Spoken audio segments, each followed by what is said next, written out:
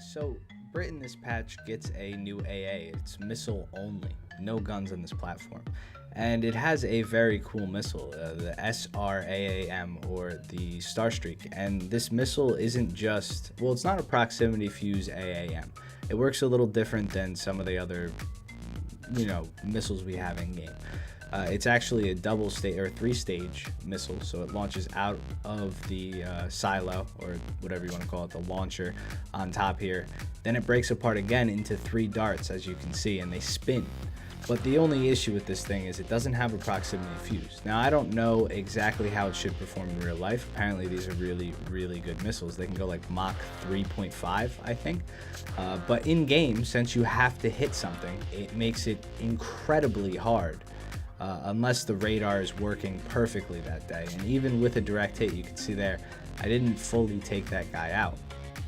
Now you have no way to kill anything else. And this vehicle is on the Striker platform. So this is the same thing that I wanted to say, I think it is just called the Striker, right? There's that ATGM vehicle. I wanted to say Swingfire, but that's on the 113 chassis. Regardless, this thing is not really good against anything in the game other than planes, and from my testing, it didn't even work really well against planes. It was very, very, very difficult to use this thing effectively at all. I do kill a Leopard 2K here. I don't know how that's going to perform in the real game. I don't know if this thing is going to get changed. Obviously, it's the dev server, but I think I wanted to talk about it just because there are 2 new AAs that have no type of guns on them. They're just missile oriented, which changes them a lot. It makes it more like a low tier AA because you don't want to rush a Tunguska around the corner. A Tunguska can take out your barrel within a second. You're not going to want to rush the ADATs. The ADATs missiles can kill you in a second. But one of these things, you can completely rush it, and there's a high chance that you're just going to kill it with machine gun fire or something like that. And same thing with the Roland. And yeah, it's not Roland, it's Roland. Somebody told me to pronounce that correct. But as you can see look how hard it is to aim these missiles, because the second stage, they just take off and they start fucking going. And it's like impossible to hit anything with these at all. I had 0 luck with them. I'm sure some of you guys might have made them work on the dev server. Let me know what you think in the comment section down below. But I really just think that this vehicle needs a little bit of changing to do, because it just seemed way, way too bad against planes and stuff. It needs some type of radar system that we don't necessarily have right now. It needs to be better. So it can actually track targets and whatnot. But there's another vehicle being added this patch that I kind of wanted to talk about too. And that's the Hunter. So we have the Hunter Mark 6, F6, something 6, the Mark 6. I believe it's Mark 6. I think that's what Britain uses, or F something 6.